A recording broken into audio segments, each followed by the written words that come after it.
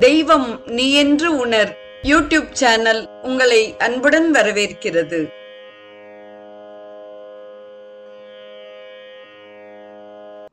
அன்பு உள்ளங்கள் அனைவருக்கும் ஒளிமயமான உற்சாகமான காலை வணக்கம். செங்கதிர் தேவன் சிறந்த ஒளியினை தேர்கின்றோம். அவன் எங்கள் அறிவினை தூண்டி நடத்துக என்ற ஆதவ பிரார்த்தனையுடன் இன்றைய நிகழ்வு உதயமாகிறது. இன்றைய ஸ்ரீ சௌரம் நிகழ்வில் மகாகவி பாரதியாரின் ஞாயிறு குறித்த வசன கவிதையில் பகுதி 6 பகுதி 9 வரை நாம் சிந்திக்க இருக்கிறோம். ஆதவனுக்கும் வான்வெளிக்கும் எத்துணை நாள் பழக்கம் என்பதை முதல் பகுதியில் வினவுகிறார். ஒளியே, நீ யார்? ஞாயிறின் மகளா? அன்று நீ ஞாயிற்றின் உயிர், அதன் தெய்வம். ஞாயிற்றினிடத்தே நின்னைத்தான் புகழ்கின்றோம். ஞாயிற்றின் வடிவம் உடல், நீ உயிர். ஒளியே, நீ எப்போது தோன்றினாய்? நின்னை யாவர் படைத்தனர்? ஒளியே, நீ யார்? உனது இயல்பு யாது? நீ அறிவின் மகள் போலும். அறிவுதான் தூங்கிக் கிடக்கும். தெளிவு நீ போலும். அறிவின் உடல் போலும். ஒளியே, நினக்கு வான்வெளி எத்தனை நாள் பழக்கம்? உனக்கு அதனிடத்தே இவ்வகைப்பட்ட அன்பு யாது பற்றியது? அதனுடன் நீ எப்படி இரண்டரக் கலக்கிறாய்? உங்களையெல்லாம் படைத்தவள் வித்தைக்காரி. அவள் மோகினி, மாயக்காரி. அவளை தொழுகின்றோம். ஒளியே, வாழ்க. 7வது பகுதியில் ஒளியை பற்றி கூறுகிறார். ஞாயிறே, நின்னிடத்து ஒளி எங்கனம் நிற்கின்றது? நீ அதனை உமிழ்கின்றாயா? அது நின்னை தின்னுகிறதா? அன்றி ஒளி தவிர நீ வேறொன்றும் இல்லையா? விளக்குத் திரி காற்றாகிச் சுடர் தருகின்றது.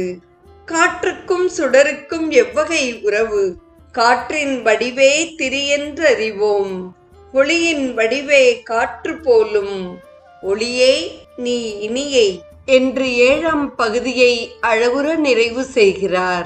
8ஆம் பகுதியிலே ஒளிக்கும் வெம்மைக்குமான உறவு குறித்து சிந்திக்கிறார். ஒளிக்கும் வெம்மைக்கும் எவ்வகை உறவு? வெம்மையேற ஒளி தோன்றும். வெம்மையை தொழுகின்றோம். வெம்மை ஒளியின் தாய், ஒளியின் முன்னுருவம். வெம்மையே, நீ தீ. தீதான் வீரத் தெய்வம். தீதான் ஞாயிறு. தீயின் இயல்பே ஒளி. தீ எரிக, அதனிடத்தே நெய் பொழிகின்றோம். தீ எரிக, அதற்கு வேள்வி செய்கின்றோம். தீ எரிக, அறத்தீ, அறிவுத்தீ, உயிர்த்தீ, விரதத்தீ, வேள்வித்தீ, சினத்தீ, பகைமைத்தீ, கொடுமைத்தீ, இவை அனைத்தையும் தொழுகின்றோம். இவற்றை காக்கின்றோம். இவற்றை ஆளுகின்றோம். தீயே, நீ எமது உயிரின் தோழன். உன்னை வாழ்த்துகின்றோம். நின்னைப் போல எமதுயிர் 100 ஆண்டு வெம்மையும் சுடரும் தருக. தீயே, நின்னைப் போல் எமது உள்ளம் சுடர்விடுக. தீயை, நின்னைப் போல் எமது அறிவு கனலுக. ஞாயிற்றினிடத்தே தீயே, நின்னைத்தான் போற்றுகின்றோம். ஞாயிற்று தெய்வமே, நின்னை புகழ்கின்றோம். நினது ஒளி நன்று, நின் செயல் நன்று, நீ நன்று என்று 8ஆம் பகுதி இனிதே நிறைவு பெறுகிறது. 9ஆம் பகுதியிலே வானவெளி என்னும் பெண்ணை ஆதவன் மணந்திருப்பதாக ஓர் அருமையான கற்பனை. அதில் லயித்து நமக்கு கவிதை பொழிகிறார் மகாகவி பாரதியார். வானவெளி என்னும் பெண்ணை ஒளி என்னும் தேவன் மணந்திருக்கிறான்.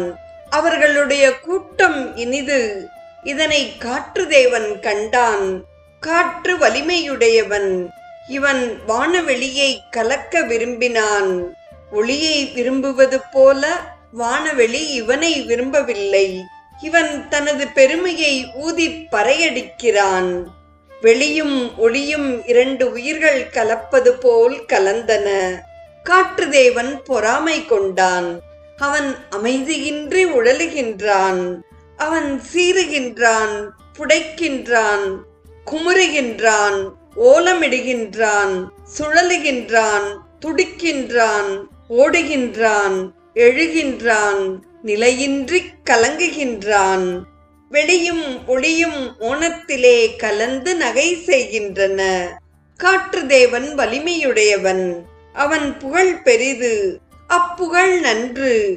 ஆனால் வானவெளியும் ஒளியும் அவனிலும் சிறந்தன. அவை மோனத்திலே கலந்து நித்தம் இன்புறுவன. அவை வெற்றியுடையன. ஞாயிறே, நீதான் ஒளித் தெய்வம். நின்னையே வெளிப்பெண் நன்கு காதல் செய்கிறாள். உங்கள் கூட்டம் மிக இனிது. நீவீர் வாழ்க என்று 9ஆம் பகுதி இனிதே நிறைவு பெறுகிறது. நாளைய நிகழ்வில் வசனக் கவிதையின் 10ஆம் பகுதியிலே ஆதவனின் பெருமையையும் 11ஆம் பகுதியிலே ஆதவனால் நமக்கு கிடைக்கும் மழை என்னும் அமிர்தத்தை குறித்தும் நாம் சிந்திப்போம். இன்றைய ஸ்ரீ சௌரம் நிகழ்வில் மகாகவி பாரதியாரின் வசனக் கவிதையின் 6ஆம் பகுதியிலிருந்து 9ஆம் பகுதி வரை நாம் பகிர்ந்த செய்தியை செவிமடுத்த அத்துணை நல்ல உள்ளங்களுக்கும் நெஞ்சார்ந்த நன்றி. மீண்டும் நாம் நமது இனிய பயணத்தை நாளையும் ஆதவனுடன் சேர்ந்தே பயணிப்போம்.